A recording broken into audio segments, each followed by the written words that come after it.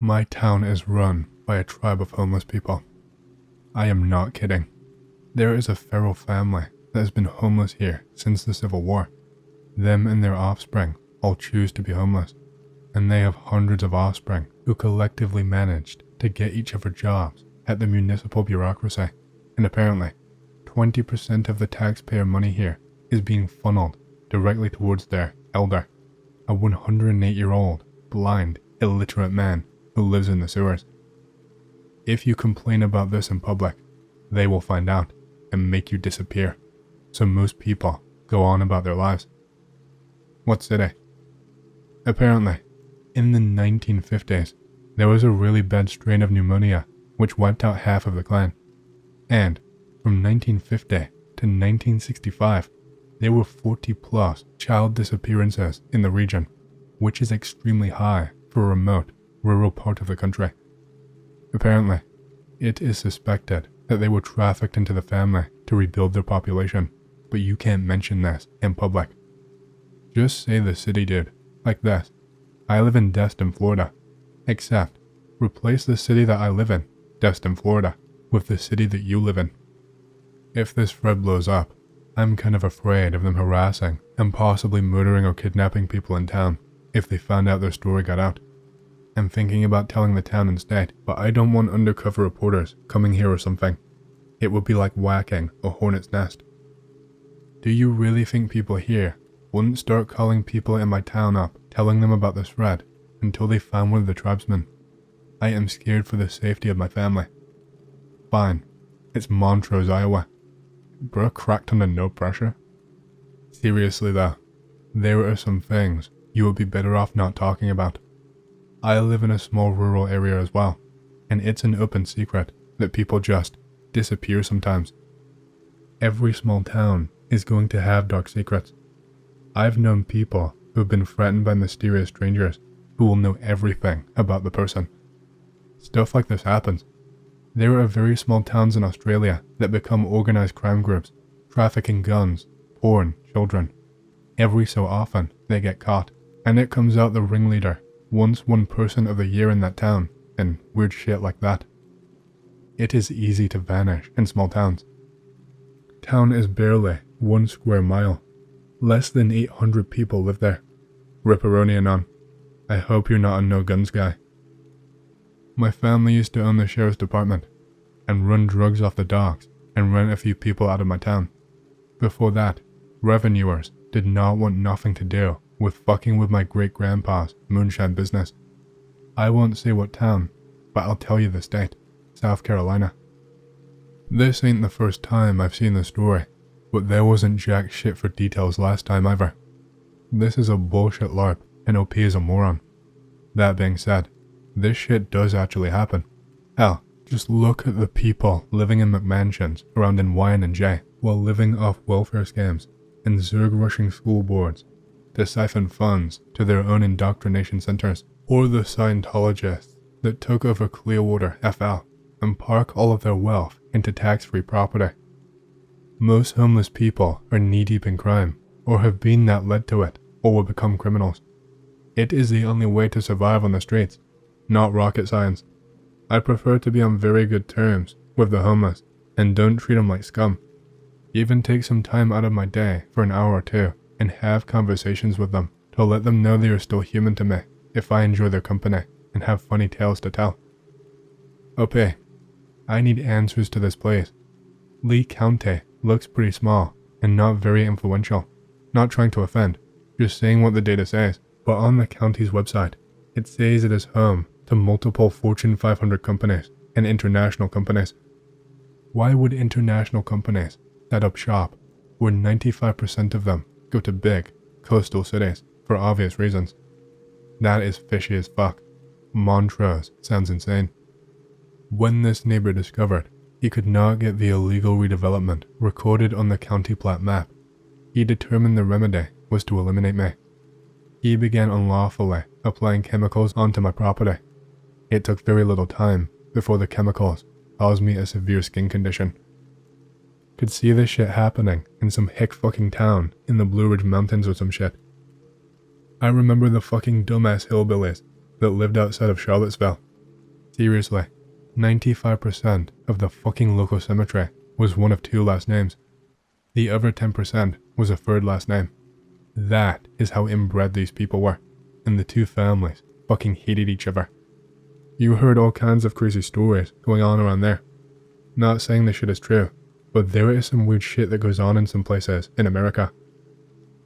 There was a family of 4th generation inbreds found living a completely self-sufficient life in the hills, just 17 kilometers away from my town only a decade ago. No one had seen them. They were expert bushmen, and this tiny ass town has the highest rate of missing backpackers in the entire country. It is easy to vanish in small towns. They were a religious cult that wanted to keep the bloodlines pure. It was several families that mixed into one 5 to 6 generations ago before the inbreeding started. 4 generations of inbreeding. This shit inspires movies, but to the people who don't believe this shit happens, you are extremely sheltered. It is still happening right now. A few are incorporated into society, live in shacks and apartments in parts of the county near the woods. The rest live in either the sewers, the woods, or the streets. I already said the town name. There was a case where 4 of them stormed a convenience store and just completely lit the place up, shooting at everyone and just stealing all the snacks and money they could grab. An off-duty cop was out getting his car filled when they come running out. He shoots one of them dead. There was no investigation. Cop was immediately discharged. Nothing ever published in the paper. Only know it happened because I know the guy who works at the gas station it happened at.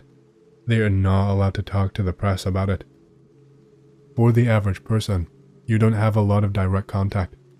You will see groups of them occasionally drinking next to an abandoned mill or on the side of the highway, but I was taught since I was a kid not to look at them for too long.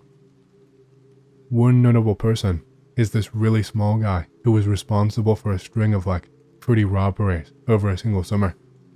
He would always target the same 3 places: Chinese restaurant, laundromat, and antique shop, over and over again, and always make it away.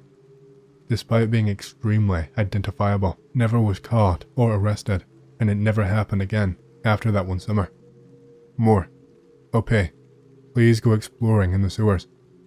Take some friends, and I am suggesting heavily armed, and body armor if it's legal in your state. Live stream it. Stay safe, OP. Also, if you do encounter them and they give you trouble, immediately call in SWAT on the location. Maybe have multiple cameras going too. If you do call in SWAT, make sure to tell them you are live streaming so they don't just come in and kill everything on sight. Also, you will probably get killed by SWAT friendly fire or outnumbered by the homeless cavemen. Stay safe, OP. No. Obviously you have to challenge the Elder to ritualistic hand-to-hand combat so that you can usurp his position and become Sewer King. Don't think this will be easy though, as he will probably pick someone to fight in his stead. My city had a chief financial officer who gamed the system to only work 6 months every year, and then winter on disability for 6 months in Florida. He claimed that he had a medical condition which prevented him working longer than 6 months every year, and thus he demanded and received an accommodation where he could work 6 months and then take 6 months off. Because his accommodation was allegedly based on a medical condition, the public was not allowed to know exactly what this mysterious medical condition was. Moreover, the public was not allowed to know why the only accommodation was allow the guy to go on disability for 6 months every year. The guy was a hysteric sociopath, and so the media was afraid of questioning his disability, lest he attack them as being against the disabled. It sounds like they might be police, or at least own them, from the sewers. My brother knew this guy, who inherited a house in West Virginia. He went out to check it out, and there was a literal band of hillbillies who told them it was theirs, and to get the fuck out, or they would kill him. He went to the local police, and they said there was nothing they could do. Many such cases. My suite mate in college was a turn from NJ who thought he was the Antichrist, and he used to have stories like that. He claimed there was a town in NJ populated by these mechanically inclined, really short people who were really good mechanics, and they were in all kinds of shops and fixed literally everything. but they are very suspicious of strangers, and people disappear there all the time. Don't talk about your job. Don't talk about your friends. Don't talk about your family, which side of town, how old you are. Consider all the ways you describe things in such a way that you give nothing to anyone as to who you are. Don't post at the same time of day. Don't type in ways that match your speech patterns, and shut the fuck up about anything you like to do, eat, or people you prefer. On another note, and totally not a distraction to get you all off of my alleged cleanse scent, who remembers the fact that Scientology has been slowly sinking all of their funds into property in Clearwater, Florida? They've been using their tax-exempt status to park money in land and have been taking over the entire town, including the local government bureaucracies. So where do they go after work? Just sleep in the woods? Like I said, in woods, underground. Occasionally, if they have been drinking, they will just sleep wherever they passed out. Okay, it sounds like this old family, who have been involved in this town forever, and just literally getting a free pass at anything they do. So you need to instigate a situation where only they are affected and the rest of you normal folks are fine. I would say corona, but that sounds kind of risky. Same with some health crisis, like trying to give them fleas or the plague. That will most likely affect them and not you, but I don't know if this is enough. Unironically, I think you need to go public with this. OP's town is a small community on the banks of the Mississippi River. We're gonna save you, brother. If you have balls of steel, check out Hilldale in Colorado City on the Utah-AZ border. Polygamous cult runs these remote desert towns as breeding farms. They own all the local government and of course the cops. They will lock up and abuse anyone who passes through, even lost hikers just looking for water. They think it is their religious duty to scam for gifts because the US government is a tool of Satan. Can't really disagree with them at this point. Every house is huge and in partial stages of construction because of tax or something. They live in each other's houses and use each other as tripwires in case the feds show up. Dancing across state lines helps foil state cops, or at least it did when the towns were established. Women dress like Amish, men drive around in white trucks. Boys get kicked out for minor infractions so as to maintain high sex ratio and also select for more cultish future generations. The leader got busted by the feds for pedophilia about 5 to 10 years ago. Don't know what happened to the townspeople. I actually drove through the towns in spring of 2006 just to see what the fuss was about. Creepiest thing was how they were set back from the main road as a clear message to outsiders. Back then, I was a fedora-tipping, lolbitarian edgelord. Those cult motherfuckers would have eaten me alive. Did the loop through the towns and noped out of there, PDQ, without catching a tail. My brother was with me. He is a 6'4" martial arts freak who was into some Batman tier shit like cage fighting and having bad acid trips on purpose with help from his crazy friend. There is not much that spooks him. He was very spooked by that town, more so than me. He picked up a real evil vibe. Wonder what he is up to now. Have not talked to him for years. He is some kind of hermit now. Montrose NJ. I think I remember reading about this in Weird NJ.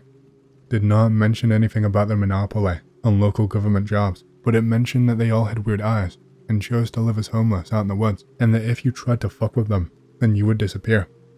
I suppose that's because of their stranglehold on the local government. I would get the fuck out of there if I were you. The church will keep their prisoners/slaves in tunnels like this, and they were only allowed topside 1 day a week to be fed with the weekly sacrifices on Sunday. The rest of the days were spent underground, surviving off of rats, human waste, whatever they could get a hold of, but they realized that their prisoners would actually live for a long time. Hey, I hope you've enjoyed the story so far. If you do and you want to hear more, please leave a like and subscribe to my channel, and leave a comment down below, as it lets the algorithm know that you like my content and it promotes it to more people. My goal for the channel is to hit 50,000 subscribers, and we're closing in fast, so thank you, and back to the stories. Was like 8 or 7 years old, running a really bad fever. Parents don't know what to do. Call 999. They say put him in the bathtub full of cold water. so they do. Remember just being super cold, and then all of a sudden, I was burning hot. Instantly go unconscious. There is this pop somewhere in the middle of my brain. I open my eyes. I am floating about 2 feet above my body, looking up at the ceiling. Not a ceiling anymore. Hard to describe. I'm looking at some kind of desert. Looks almost like pictures of Mars. Really bleak. Seems to go on forever. Then there's a click, and an explosion a little ways away. Watch the smoke and fire for what feels like hours. Then I feel another pop, and I'm back in my body. Parents rush me to A&E. End up having a super bad case of the flu. Years later, in Afghanistan, we are out in the middle of nowhere. Humvee is keeping to a pre-designated path to try and avoid IEDs. We are just in a random spot in the desert, and all of a sudden, I get this terrible feeling. Tell driver to stop. He does. Ask what's wrong. I tell him there is a bomb up ahead. They check it out. Sure enough, there is fucking signs of a fresh dig. It's enough that it would have fucking vaporized us. Remember the night in the bathtub. Have absolutely no explanation for it. Okay, this is a long story. This place is my aunt's house. She has lived in this desert for her whole life, in the middle of nowhere. She has a restaurant in there, but the story is about his son. His son is one of 33 miners that were trapped in a mine in the Chilean desert. When that happened, I barely knew him, but I was close, so I went with my aunt to wait until they got them out. They were trapped inside the mine for 69 days. When he got out, they made them stars, so I did not see him in a long while. But one summer, we meet again in that house in the desert. We drank some beers, and he told me that they were not alone down there, that there was someone else in there, living underground. We called them by many names, but we are never really sure about them. Normally, you only see a shadow or something going very fast, but he seemed quite sure. All miners say the same. They were not alone down there, but they brush it off with the typical response.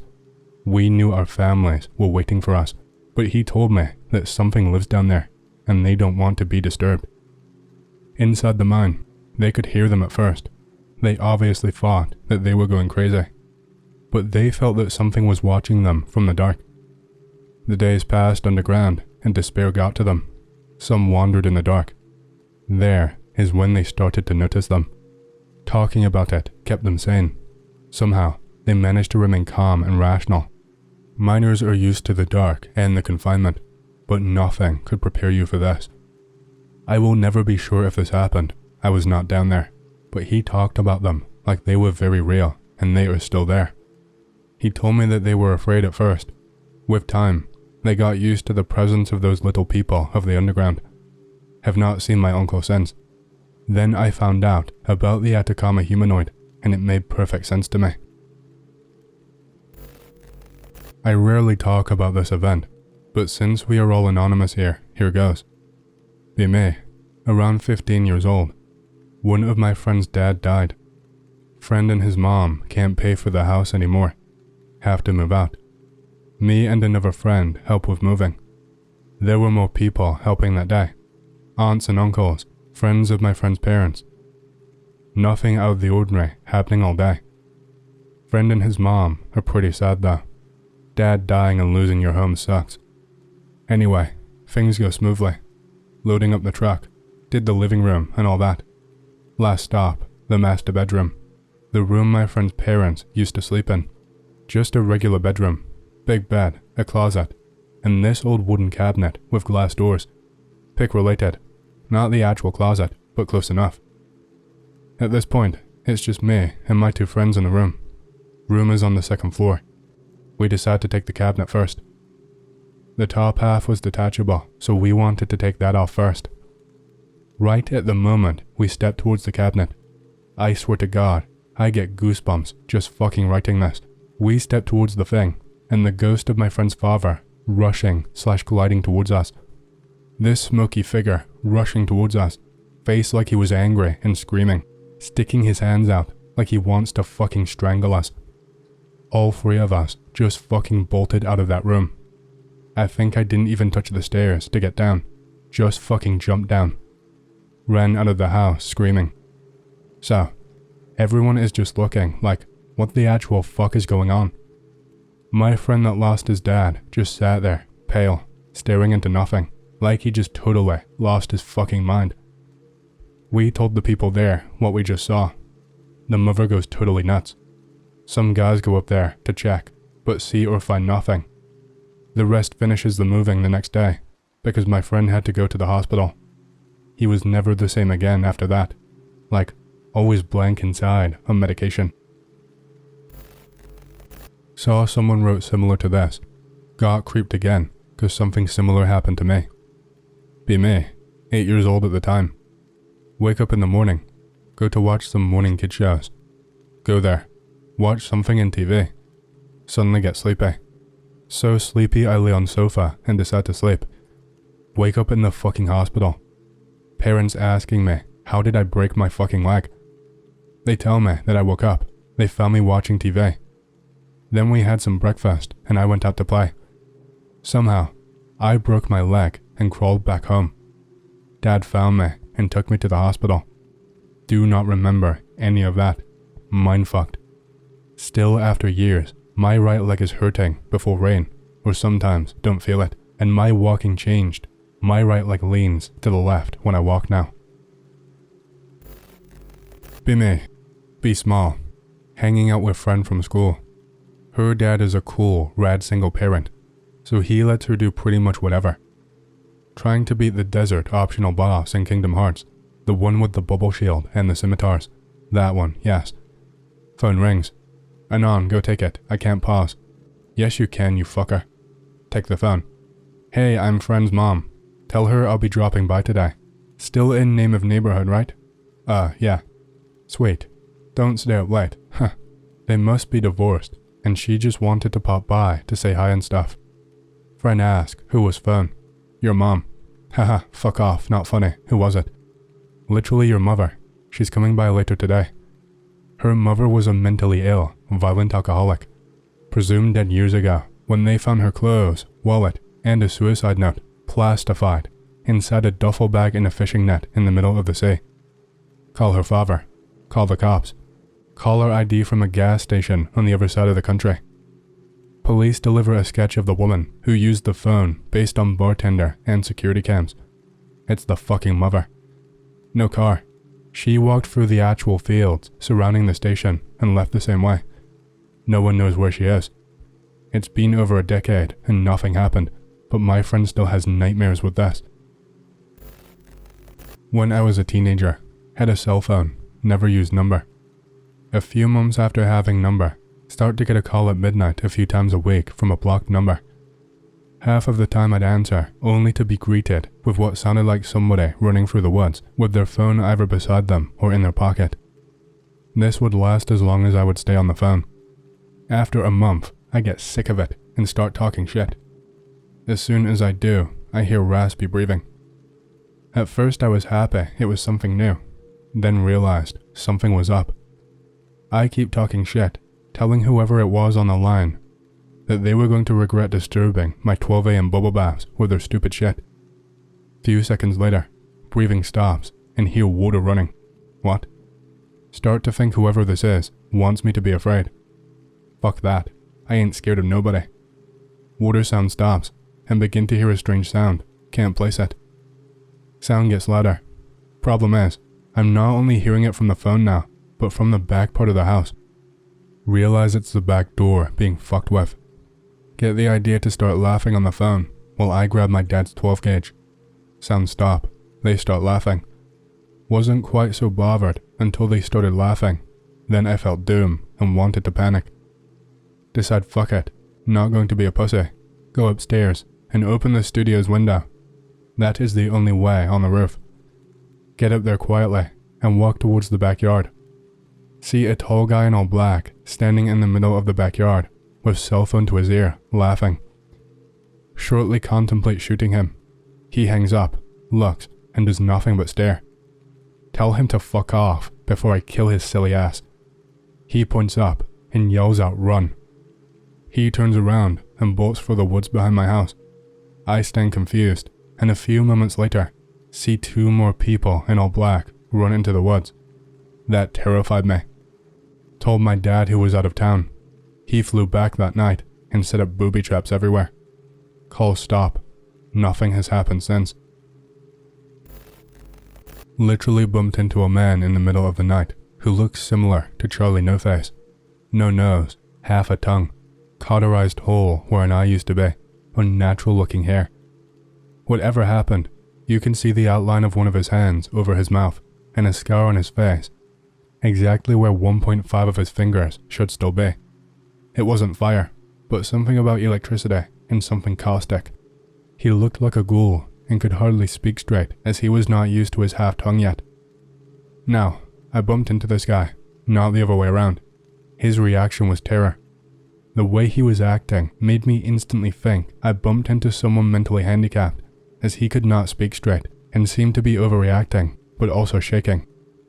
First I asked if he was lost, and he shook his head no, so I apologized because all of his recent trauma made me wonder if he had brain damage. He kinda staggered right, so I asked him if he needed water. He actually did, so I took him to my porch, which was 20 feet away. What I found out though, as this guy regains his wits, was I was the 8th person he bumped into that day. Someone even decked him because he looked like a monster, and that was only person number 2. He remembers he had to figure out how to sign 7. He couldn't say it, as he kept trying to use his 2 missing fingers. Why was this man out so late? He said it was because it was time to learn how to be who he is now, and he's been out since 6 a.m. It was 3:30 a.m. and he just left a party. He'd only been able to go outside less than a week ago, but it was always with others until now. The man was just trying to do his errands and visit his friend on his birthday because he might not have someone to depend on. He knew it was going to be bad, but not scaring the shit out of 7 people bad. If it wasn't for the guy who punched him, making up by taking him to and from a store, the whole day probably would have been ruined on an emotional level, and frankly, saved him so much time. He got to do a lot more things, which unfortunately included more scares. Most interesting person I've ever bumped into. Guy doesn't even look like a ghoul now. Somehow his hair growing back out fixed all of those problems. As you can tell, he's just a damaged human now. This happened to me while I was living in Chiclayo around January 1995, a northern coastal city in Peru. My family and I used to live in this big fancy building that was for exclusive use by Air Force officers. My dad is a retired pilot. This building included a big-ass swimming pool, several football, soccer fields, tennis courts, a restaurant, gym, pool, and table games hall, a reception, a small park with games for the kids, and even another small building for the maids and security of the compound. But the coolest thing in that building was the disco. This building was constructed during the 1940s, time that Peru was holding a war against Ecuador that did not see an end until 1996. That's why they built up this site, so army officers could stay in town with their families during the conflict. I'm putting some links with pictures of the building. You can notice it's quite old. As I was saying, this building, besides being very old, once had war pilots living in there. Many of them died during combat and never returned home. When I moved out to this building, people in there would tell my parents about the ghosts and poltergeist activity in the site. At first I was kind of frightened by this, but since I didn't notice anything weird in the first few months that I lived there, soon these worries vanished. One day, me and my friends decided to sneak up to the disco, which remained forbidden for kids except Friday nights. They would do this shit called chicoteca, or, translated into English, kids disco. Other days, it would remain closed to everybody. The disco had some windows that faced the tennis court of the building. Me and my friends would jam the windows locks and enter the disco to mess around and to drink all the sodas and snacks. One day, after lunch, around 1 or 2 p.m., we decided to go to the disco and chill a little. We jammed the window lock so we all can enter. Once there, we were all in the dance floor, sitting in a circle, just hanging around and having a laugh. But that day, everyone was feeling a little bit uncomfortable, like something bad was going to happen. The worst thing that could happen was being caught, but everyone, as I said, was very nervous. There was this kid named Javier who was a sneaky little bastard, always playing pranks on us. At some point during this, he just went missing. Nobody saw where he went. As time passes by, we decided to go, but at the moment we were heading towards the window, we saw a guy standing right behind us. He was wearing an old grey pilot suit, but what was strange about him was that he didn't have legs. He was half of a body floating in the air. After this, we all started screaming like a bunch of bitches. I started to cry. This pilot disappeared in a second, and we hauled ass out of there. We told our parents what happened, but they did not believe us. A few months later, my parents and other adults would see this guy in the disco. To this day, we don't know who he was. I only know that he still wanders around the disco and is frequently seen. I remained in contact with most of the kids that saw the spirit that day, and every time we meet, we discuss what happened in there. As for this kid, Javier, he just went to his house because he was nervous. We thought it was him messing around with us, but this pilot disappeared right in front of us, just to clarify.